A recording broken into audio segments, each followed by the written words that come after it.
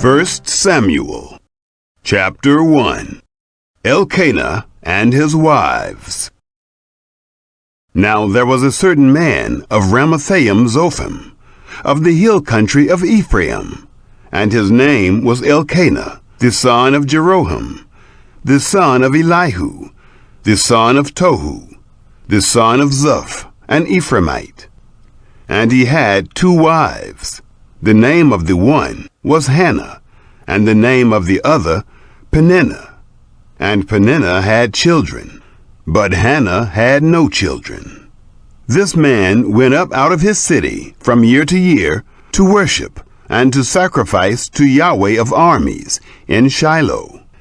The 2 sons of Eli, Hophni and Phinehas, priests to Yahweh, were there. When the day came that Elkanah sacrificed, he gave to Peninnah his wife, and to all her sons and her daughters, portions. But to Hannah he gave a double portion, for he loved Hannah. But Yahweh had shut up her womb. Her rival provoked her severely to make her fret, because Yahweh had shut up her womb. As he did so year by year, when she went up to the house of Yahweh, so she provoked her. Therefore she wept, and did not eat. Elkanah her husband said to her, "Hannah, why do you weep? Why don't you eat? Why is your heart grieved? Am I not better to you than 10 sons?" Hannah prays for a son. So Hannah rose up after they had eaten in Shiloh, and after they had drunk. Now Eli the priest was sitting on his seat by the doorpost of the temple of Yahweh. She was in bitterness of soul, and prayed to Yahweh, and wept bitterly.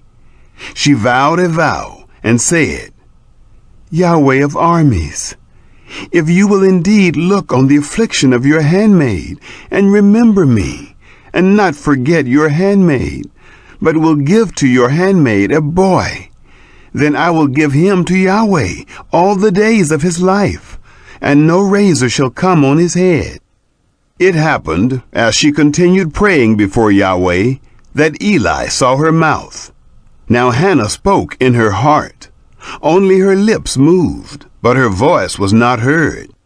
Therefore Eli thought she had been drunken. Eli said to her, "How long will you be drunken? Put away your wine from you." Hannah answered, "No, my lord, I am a woman of a sorrowful spirit. I have drunk neither wine nor strong drink, but I poured out my soul before Yahweh. Don't count your handmaid for a wicked woman, for I have been speaking out of the abundance of my complaint and my provocation." Then Eli answered, "Go in peace, and may the God of Israel grant your petition that you have asked of him." She said, "Let your handmaid find favor in your sight." So the woman went her way and ate, and her facial expression wasn't sad anymore. The birth of Samuel. They rose up in the morning early, and worshipped before Yahweh, and returned, and came to their house to Ramah. And Elkanah knew Hannah his wife, and Yahweh remembered her. It happened, when the time had come, that Hannah conceived, and bore a son, and she named him Samuel, saying, "Because I have asked him of Yahweh." The man Elkanah and all his house went up to offer to Yahweh the yearly sacrifice and his vow.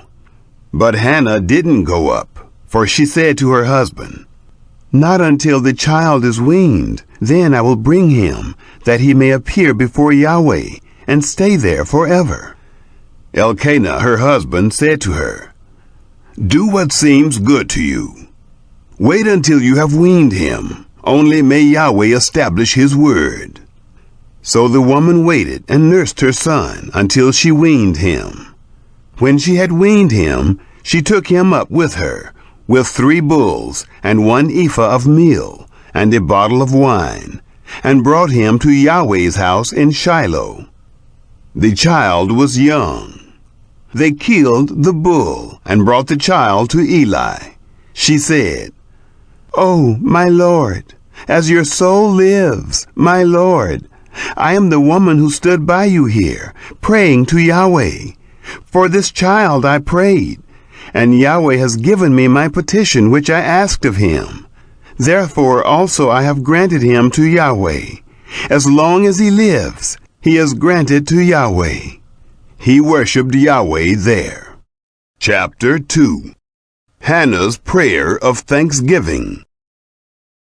Hannah prayed and said, "My heart exults in Yahweh. My horn is exalted in Yahweh. My mouth is enlarged over my enemies, because I rejoice in your salvation. There is no one as holy as Yahweh, for there is no one besides you, nor is there any rock like our God. Talk no more so exceeding proudly. Don't let arrogance come out of your mouth, for Yahweh is a God of knowledge. By him actions are weighed. The bows of the mighty men are broken. Those who stumble are armed with strength. Those who were full have hired themselves out for bread. Those who were hungry have ceased to hunger. Yes, the barren has borne 7. She who has many children languishes. Yahweh kills and makes alive. He brings down to Sheol and brings up. Yahweh makes poor and makes rich. He brings low. He also lifts up. He raises up the poor out of the dust.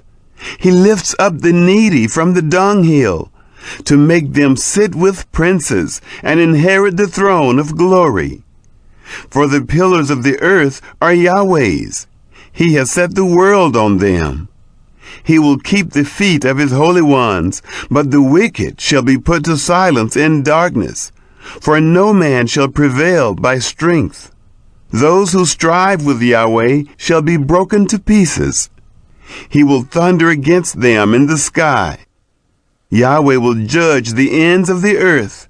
He will give strength to his king and exalt the horn of his anointed. Elkanah went to Ramah to his house. The child did minister to Yahweh before Eli the priest. The sins of Eli's sons. Now the sons of Eli were base men. They didn't know Yahweh. The custom of the priests with the people was that when any man offered sacrifice, the priest's servant came while the flesh was boiling, with a fork of 3 teeth in his hand, and he struck it into the pan, or kettle, or cauldron, or pot. All that the fork brought up, the priest took therewith. So they did in Shiloh to all the Israelites who came there. Yes, before they burnt the fat, the priest's servant came and said to the man who sacrificed, "Give meat to roast for the priest, for he will not accept boiled meat from you, but raw."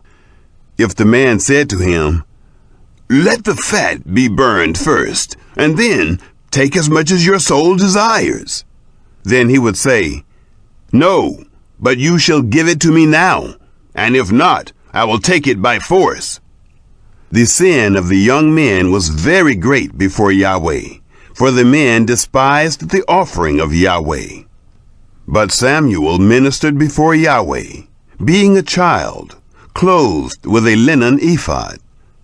Moreover, his mother made him a little robe, and brought it to him from year to year, when she came up with her husband to offer the yearly sacrifice.